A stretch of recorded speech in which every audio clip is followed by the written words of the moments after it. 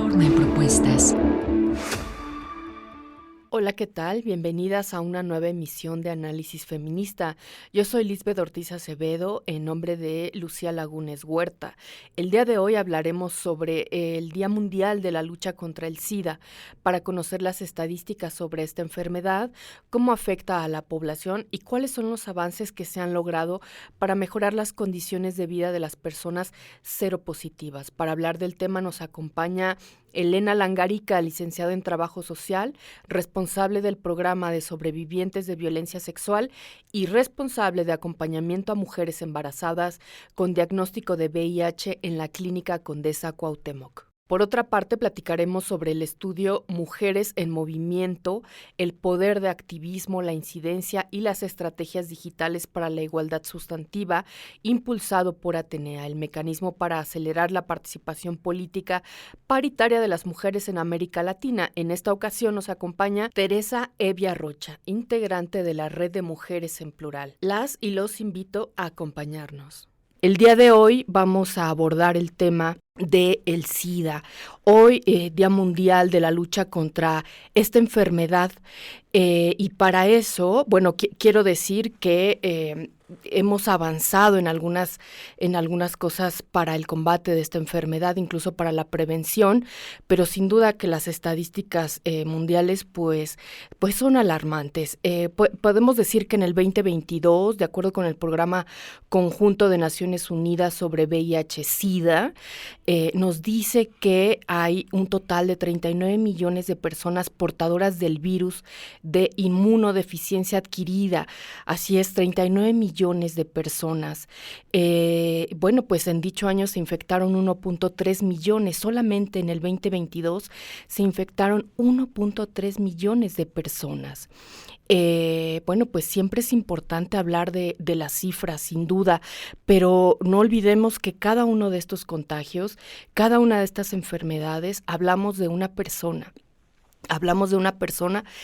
y de su familia alrededor, porque finalmente las acompañan sus familiares, y me refiero a sus cercanas, a las personas que la acompañan, que puede ser familia, amigos, amigas, y que siguen y acompañan a estas personas en todo el proceso. Para hablar de esta situación y cómo la estamos viviendo en el mundo, pero también en México, y para hablar particularmente de la situación de las mujeres frente a la lucha contra el SIDA, yo le quiero dar la bienvenida a Elena Langarica. Ella es licenciada en Trabajo Social y es responsable del programa de sobrevivientes de violencia sexual y responsable de acompañamiento a mujeres embarazadas con diagnóstico de VIH en la Clínica Condesa en la Cuauhtémoc. ¿Qué tal? Buenos días, bienvenida para conversar. Estoy encantada de que podamos dialogar y yo quisiera preguntarte, bueno, 39 millones de personas portadoras del virus en el 2022, pues es una cifra altísima, sin duda. A lo mejor no están sirviendo las políticas de prevención, pero más allá de que nos vayamos con las cifras, que ahora vamos a hablar porque es importante hablar de las cifras y darle la perspectiva de género, quisiera preguntarte, ¿cómo está México en el tema de estigma ante este contagio? Seguimos con reticencias importantes de evaluar a través de un análisis de sangre, lo estamos buscando la población, tenemos en consideración todavía esta posibilidad de contagio ante una vida sexual, nos prevenimos. ¿Cómo estamos en esta circunstancia? Entonces, ¿cómo estamos en México frente al VIH? Una cuestión de actitud. Pues mira, esa es una pregunta sumamente difícil, incluso de contestar. Tiene mucha que ver con cómo las políticas, justo políticas de salud, cómo lo miran. Desde el primer caso que tuvimos en el 1983, a la fecha, pues no ha habido cambio alguno en el tema de los números. O sea, tenemos casos todos los días, va en aumento, a veces se detiene, en fin.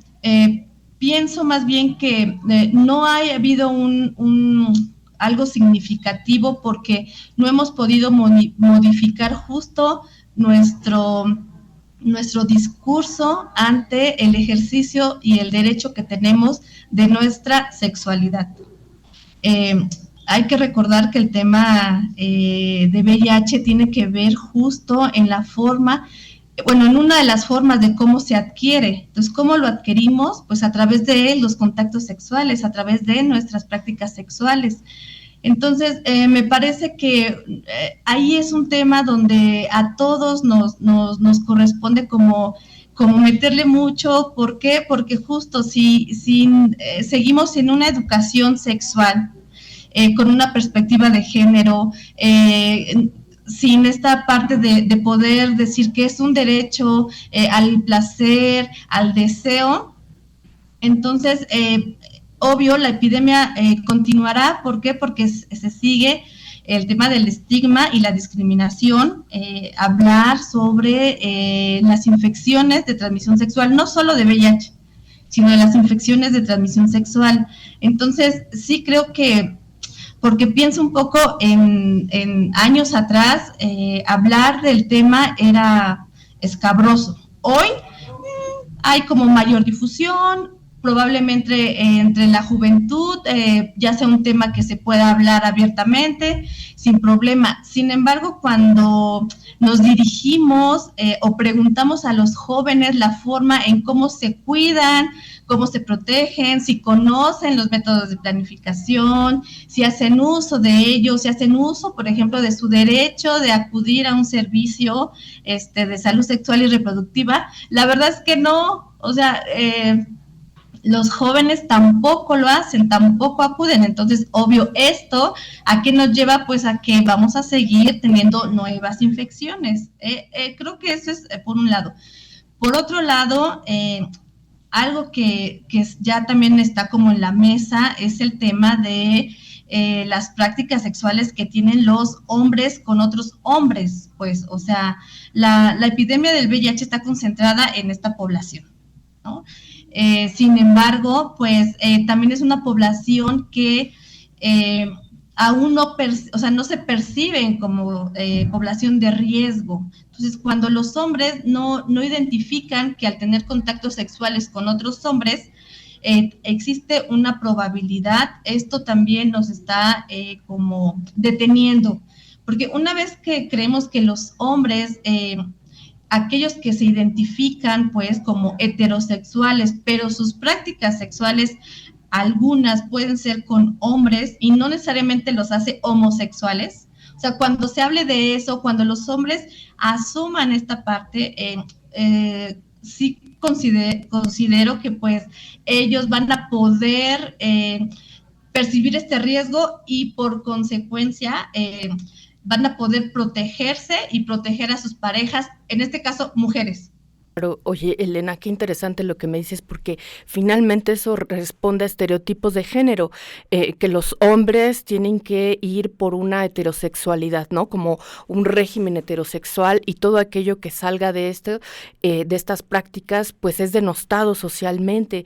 Y entonces, el poder ocultar eso, o al tener que ocultar estas prácticas, pues finalmente lo que está generando son mayores contagios, digamos, por tenerlos silenciados, acalladas estas prácticas, pero desde luego que lo hacen sin ninguna protección, porque podrían generarlas a través de una protección. Y ahí viene una carambola en nuestro análisis, porque las mujeres heterosexuales, al estar en pareja, pues sin duda les llega ese contagio al tener incluso una sola pareja, pero tu compañero heterosexual en una relación monogámica, bueno, pues termina contagiándote, porque es muy probable que tenga relaciones pues alejadas de la heterosexualidad. Me parece muy interesante, porque esto finalmente responde a eso, a estereotipos de género. Fíjate, me gustaría mucho que pudiéramos platicar y situarnos aquí en México. nosotras hablábamos del informe histórico de VIH en el tercer trimestre del 2023 y detectamos que hubo un registro total de más de 13,000 personas infectadas y como bien lo dices, más de 11,000 son hombres, es decir, la mayoría, como bien nos dices, y dentro de este rango de los 13,000, casi 2,000 mujeres son las que fueron contagiadas en este 2023, todavía en este tercer trimestre del año, y detectamos que se contagiaron o hubo mayores contagios en el Estado de México, en Veracruz, en Ciudad de México, en Quintana Roo y en Chiapas. Pero, ¿qué me puedes decir de estos contagios de estas mujeres? ¿Responden a esta circunstancia de estas prácticas que se realizan en la clandestinidad, digámoslo así, y sin protección? ¿O cómo están detectando ustedes que llegan las mujeres a ese contagio?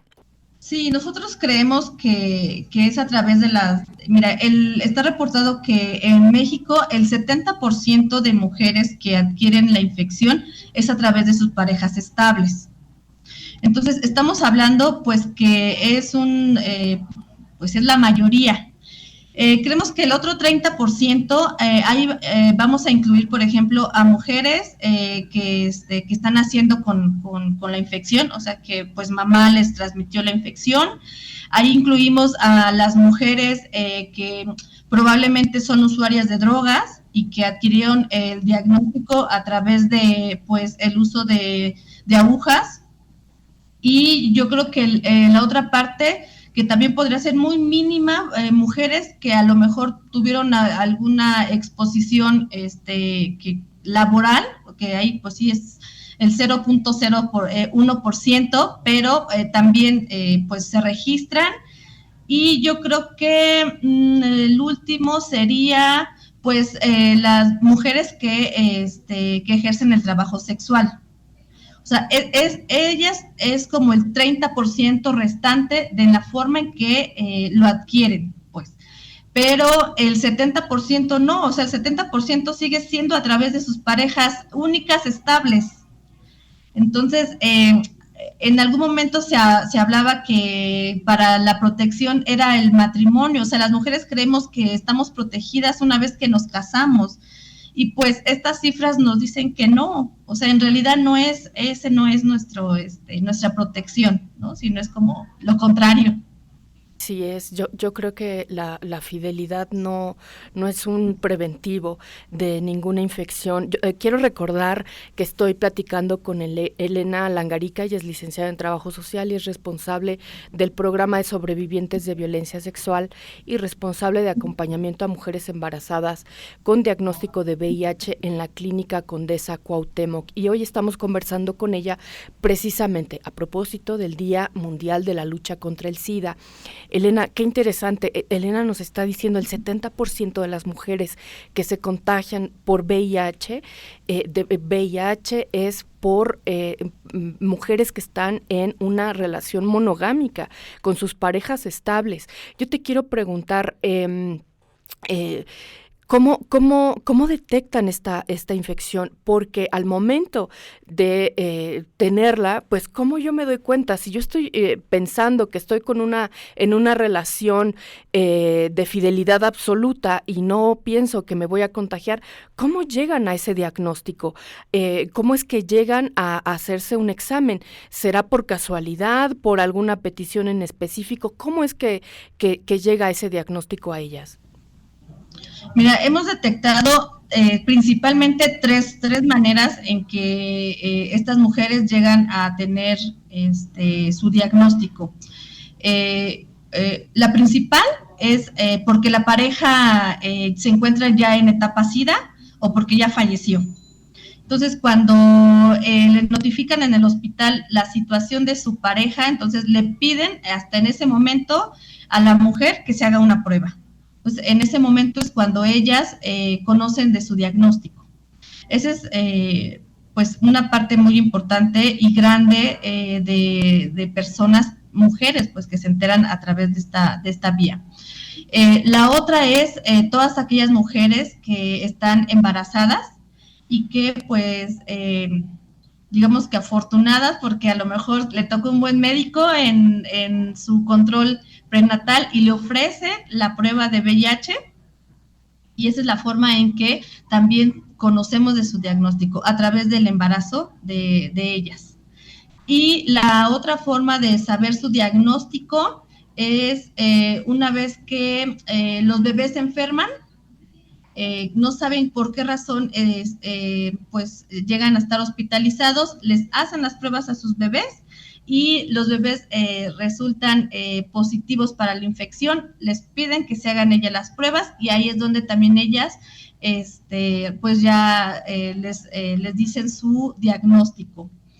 Y una más, que esa es también algo que el sistema de salud hemos fallado, bueno, en todas estas, pero en los diagnósticos tardíos, porque las mujeres sí empiezan a enfermar, o sea, empiezan a tener síntomas de desgaste ya, pues empiezan a tener problemas pues respiratorios, acuden al médico y pues les hacen todo menos una prueba de VIH, porque justo en el interrogatorio, cuando nos preguntan número de parejas sexuales, 1, número de parejas sexuales, 2, no, pues no requiere. Entonces, no se hace el diagnóstico, no se ofrece la prueba y las pacientes andan pues de un lado a otro, mejoran a lo mejor con un tratamiento que les dan ahí, un placebo o algo, y no les ofrecen la prueba de VIH. Entonces, cuando ya están, obvio, en una etapa más avanzada, ya tienen que estar hospitalizadas,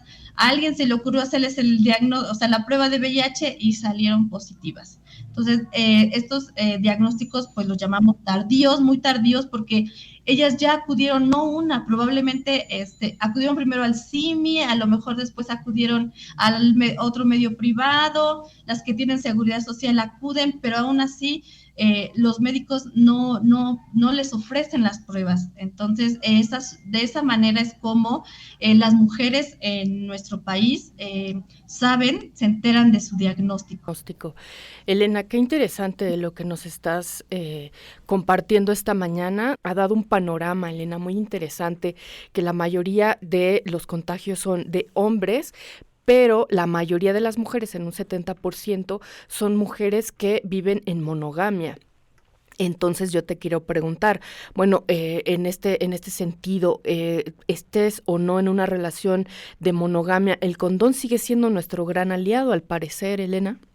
Sí, creo que es una parte. Hoy podemos ofrecer no solo el uso del preservativo, sino, por ejemplo, hoy llamamos algo que le llamamos protección combinada.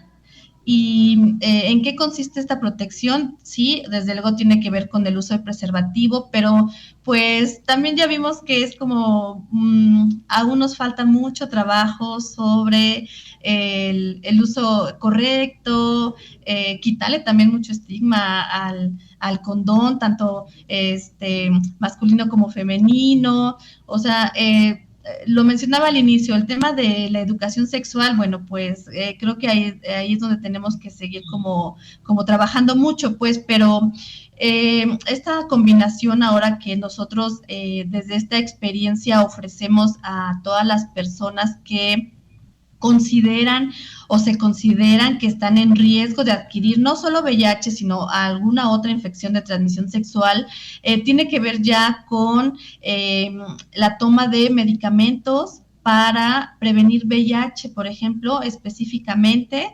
y tenemos en la clínica, y bueno, ya sé que en otros servicios también, ya creo que el IMSS y otros espacios de salud brindan, que es hay uno que se llama la profilaxis post-exposición, es decir, tomo tratamiento antirretroviral posterior a mi exposición, pero esta tiene que ser dentro de las primeras 72 horas. Y esto, el objetivo es para prevenir justo que yo adquiera el VIH. Se toma el tratamiento durante 28 días y estamos en seguimiento con pruebas de laboratorio. Y tenemos hoy algo que se llama profilaxis preexposición, es decir, aún no estoy expuesto, pero quiero protegerme. Entonces, ¿qué hago? tomo tratamiento profiláctico para prevenir el VIH y lo combino justo con el uso de preservativo. ¿Por qué? Porque, o sea, el medicamento me previene de VIH, pero pues ahí existen otras infecciones y lo que va a hacer el preservativo justo es prevenir las otras infecciones. Entonces, hoy por hoy estamos promoviendo pues estos servicios, esta nueva, pues digamos, sí, pues modalidad de prevención que ha funcionado perfectamente a nivel mundial. Está comprobado que el inicio dentro de las 72 horas y si no se suspende el tratamiento preexposición, o sea, de una forma indefinida, las personas pueden prevenir definitivamente adquirir VIH. Mira qué interesante esta combinación de la que nos hablan. Mira, Elena, cuando tú nos hablabas de esta experiencia que pueden tener las mujeres al tener o al recibir su diagnóstico, debe ser demoledor. Y seguramente vendrá un tratamiento multidisciplinario para ella, no solamente médico, sino tendrá que acudir a alguna terapia psicológica o algún grupo de ayuda. En fin, yo lo que te quiero preguntar, ¿cuántas mujeres en este país tienen acceso a un tratamiento a partir de que reciben un diagnóstico, a un tratamiento multidisciplinario?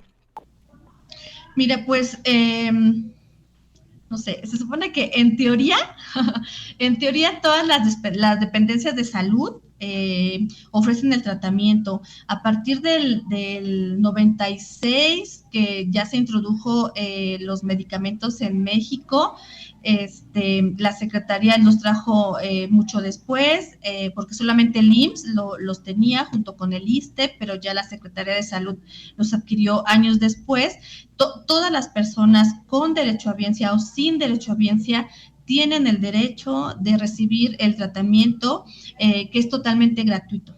O sea, en cualquier dependencia, repito, ya sea IMSS, ISSSTE, no sé, el tema, por ejemplo, los militares, todos ellos que cuentan con servicios de salud, el tratamiento es gratuito. Y los que no, como por ejemplo donde nosotros laboramos, que es la Secretaría de Salud, también el tratamiento es completamente gratuito. Yo les puedo compartir de la experiencia pues que tenemos en la clínica, que sí tenemos un equipo multidisciplinario justo para el abordaje en general de la temática. En otros espacios, pues sí, también sabemos que el IMSS, por ejemplo, pues cuenta también con su equipo multidisciplinario, y creemos que las otras dependencias seguramente también.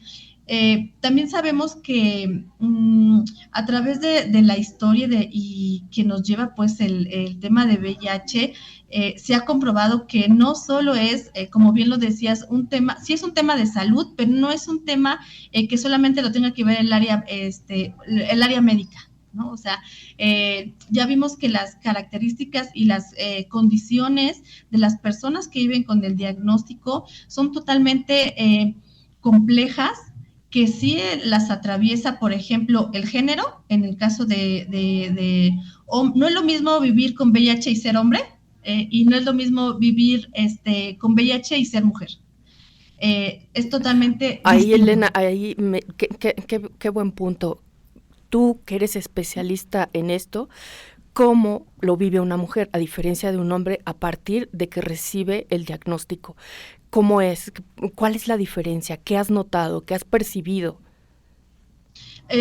Para iniciar, por ejemplo, lo que notamos es que las mujeres acuden solas. La mayoría de los hombres, híjoles, casi todos acuden, por ejemplo, con el amigo, acuden con la mamá, acuden con la familia, con los hermanos, las hermanas que los están acompañando. Las mujeres generalmente siempre acuden solas o con alguien muy cercano que puede ser la mamá. Acuden solas. Obvio, los hombres pues tienen un nivel educativo mayor que las mujeres, también hay bastantes estudios sobre eso. El tema del ingreso, pues está muy marcado. La mayoría de las mujeres, de nuestras pacientes, por ejemplo, son amas de casa, justo porque ya vimos cómo lo adquieren, entonces no tienen un ingreso, y las que lo tienen, por ejemplo, pues también es una limitante para que puedan acudir a la consulta. La mayoría trabaja en medio informal. Entonces, pues también el dejar de ir a trabajar o el dejar de acudir un día a su empleo, pues implica muchos problemas para ellas. Y otro aspecto sumamente importante es el tema de la crianza y el cuidado. La mayoría de nuestras pacientes tienen hijos, y esto también hace que sea una limitante para que ellas puedan moverse con mayor, bueno, que se puedan desplazar con mayor facilidad que el caso de los hombres, pues incluso aquellos que tienen hijos, ¿no? Ellos se les facilita más. En el caso de las mujeres con el diagnóstico, sí es una limitante porque no hay quienes les puedan cuidar a sus hijos. Y otra, las distancias, también es algo que la mayoría de las mujeres pues vienen de lugares, pues sí son dentro de la Ciudad de México, pero pues retirados a donde nos encontramos, y pues eso implica tiempo, implica dinero para el traslado, y les repito, si ellas no tienen con quién dejar a los nenes, si ellas no tienen el ingreso suficiente para poderse mover, pues es muy complicado que lo puedan realizar. Entonces, sí hay condiciones totalmente marcadas socialmente para las mujeres. Y yo creo que también ahí tendría que incluir la parte de que nosotras nos consideramos como cuidadoras. Y eso es algo que también nos limita como el poder pensar en nuestra propia atención. No solo las mujeres con diagnóstico, sino como en general las mujeres nos dejamos como en un segundo término, porque primero están los hijos, está la pareja, está la familia, está el trabajo, está todo, menos nuestra atención. Entonces, todos estos factores son determinantes para que las mujeres, pues veamos, ya vimos, ¿no? O sea, sean diagnosticadas oportunamente, sean tratadas oportunamente, y sobre todo se puedan adherir a su tratamiento para pues que ellas puedan continuar con su vida. Análisis feminista, donde el debate se transforma en propuestas. Y ahora tengo otra invitada para conversar. Ella es Teresa Evia Rocha, integrante de la Red de Mujeres en Plural, a quien le doy la más cordial bienvenida. Hola Teresa, buenos días, ¿cómo estás? Hola, ¿qué tal, Lisbeth? Muy bien, muchas gracias. Buenos días al público. Encantada de conversar contigo, y más en esta etapa tan política que estamos viviendo en México, por ejemplo, que es tan interesante hablar de estos temas de cara a los comicios más grandes que México va a tener, los más grandes, los más grandes que vamos a tener en el 2024, y bueno, pues poder conversar sobre mujeres en movimiento, el poder del activismo, la incidencia y las estrategias digitales para la igualdad sustantiva. Y bueno, pues me gustaría que pudiéramos platicar de este tema, y yo quiero preguntarte, bueno, pues ¿cuáles son los temas? Me parece que por ahí los temas de participación de las mujeres tiene que ver con derechos, bueno, de las mujeres a una vida libre de violencia, derechos económicos, sociales, culturales, sexuales, pero ¿cuáles son los temas que nos llevan a estas movilizaciones? Sí, mira, te platico un poco. Esto de lo que me hablas es una investigación que se llama Mujeres en Movimiento, y luego, entre paréntesis, una S, que me parece un título muy afortunado, porque efectivamente son las dos cosas. Son mujeres que se mueven y además que están en movimientos, o sea, son ejercicios colectivos, que es lo que realmente permite el éxito. Y después dice el título: el poder del activismo, la incidencia y las estrategias digitales para la igualdad sustantiva. Esta es una investigación que se desarrolla en el marco de la iniciativa Atenea. Esta iniciativa parte de Naciones Unidas, es un movimiento interagencial y regional de la región de América Latina y el Caribe, que se integra por ONU Mujeres, el PNUD, que es el Programa de Naciones Unidas para el Desarrollo, y también IDEA Internacional. Y Atenea surge en el 2011 con la intención desde Naciones Unidas en el ámbito regional de impulsar la participación política de las mujeres, específicamente con la mira en la conquista de la paridad en los países de la región. Y esta iniciativa se basa en 4 grandes pilares que tienen que ver con la información, el análisis, la comunicación y la acción. Atenea genera un índice que es muy interesante, es el índice de paridad, que lo que hace es analizar a través de 8 ejes y 40 indicadores cómo están las mujeres en términos de su participación en los espacios de poder, en los espacios de representación pública.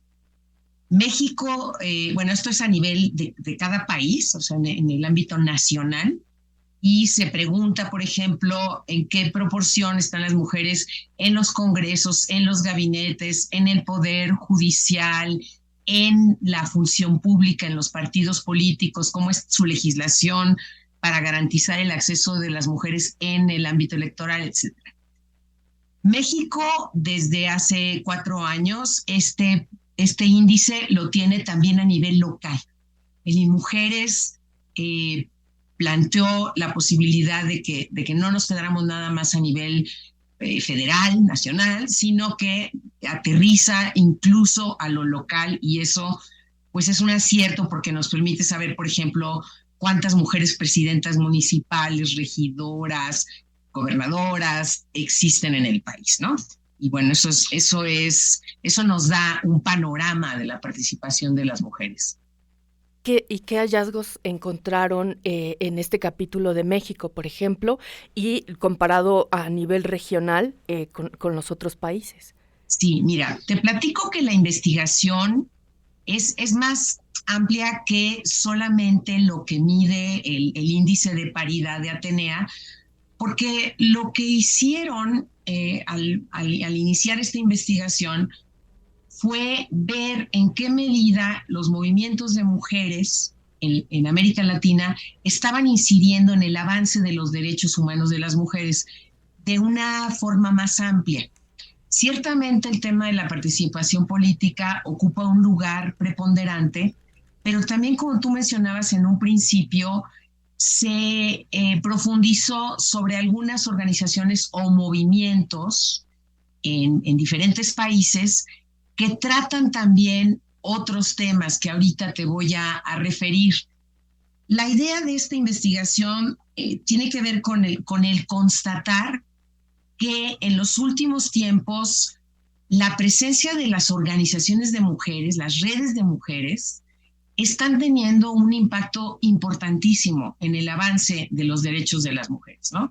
Bueno, vemos en México todo este surgimiento de redes de todo tipo, de colectivas, de mujeres jóvenes, pues bien entusiastas, bien audaces, que se conjuga también con organizaciones, digamos que de corte más tradicional, más convencional, y que logran resultados muy interesantes. El estudio analiza 8 movimientos. No se propusieron ser muy exhaustivas con respecto a pues, conocer como la totalidad de los movimientos, sino que seleccionaron 8 y sobre eso se fueron a profundidad en 6 diferentes países. Está México, por supuesto, con la red Mujeres en Plural, que en esa vamos a abundar en un momentito más, que se focaliza en los derechos políticos. También estudiaron la campaña Somos la Mitad, Queremos Paridad sin Acoso, de Perú, sobre derechos políticos, y una tercera que trabajó derechos políticos fue la organización chilena, que fue una articulación por una asamblea constituyente paritaria. Luego ya con otros temas tenemos a Argentina, el movimiento Ni Una Menos, que obviamente pues tiene que ver con violencia de género contra las mujeres y las niñas. También de Argentina se analizó la campaña nacional por el derecho al aborto legal, seguro y gratuito, que, como tú mencionabas, entre los aspectos que se han trabajado, pues tiene que ver con derechos sexuales y derechos reproductivos. Luego hubo 3 grupos que también se investigaron, que tienen que ver con diversidad étnica, racial y con identidad de género. El primero está centrado en Guatemala y es el movimiento de mujeres indígenas Suninja. Y los otros 2 son a nivel regionales, o sea, abarca diferentes países de América Latina. El 7º es la Red de Mujeres Afroamericanas, Afrocaribeñas y de la Diáspora. Y finalmente, la Red Latinoamericana y del Caribe de Personas Trans, que es la Red LAC Trans. Pues estos fueron los 8 grandes movimientos u organizaciones que el estudio indagó sobre sus estrategias. Me parecía muy interesante. Sacamos una nota en CIMAC Noticias sobre la investigación y lo que encontramos es en todos los proyectos está presente la violencia en contra de las mujeres, es la participación de las mujeres. Me parece que ese es como un punto focal y sin duda, no sé si coincidas con ello, es que las mujeres hoy, por ejemplo, en México, están siendo fundamental en la región, desde luego, para la transformación política y para transformaciones en el ámbito político-social completamente. Son ellas incluso las que han puesto la oposición a la presidencia, es decir, ni siquiera los grandes tecnócratas, ni siquiera otras corrientes políticas, sino que son las mujeres con agendas precisas, con agendas muy bien trabajadas, son las que han incidido profundamente en la transformación de los gobiernos y en la participación política. A partir de eso ha sido un boom latinoamericano. Sí, fíjate que es bien interesante porque el estudio ahonda como en los antecedentes de estas organizaciones o de estos movimientos. Y sin duda lo que destaca es que hay toda una tradición en América Latina y en México también de luchas de mujeres que, como bien afirmas, fueron las primeras en estar presentes en momentos cruciales de su país, con dictaduras, con represiones militares. Tú recordarás, por ejemplo, en Argentina, las Madres de Mayo, que fueron pues las únicas que se atrevieron a desafiar a este gobierno pues criminal que había de hecho desaparecer y asesinado a los hijos, los nietos de todas estas mujeres, ¿no? Y viene como desde esa tradición que efectivamente las mujeres pues ponen cara a situaciones que suponen una amenaza, un retroceso a las democracias en nuestros países. Eso fue todo en este episodio de Análisis Feminista. Las y los invito a compartirnos sus comentarios en nuestras redes sociales. Recuerden que pueden escuchar el resto de nuestros episodios en Spotify y en SoundCloud. Análisis Feminista, donde el debate se transforma en propuestas.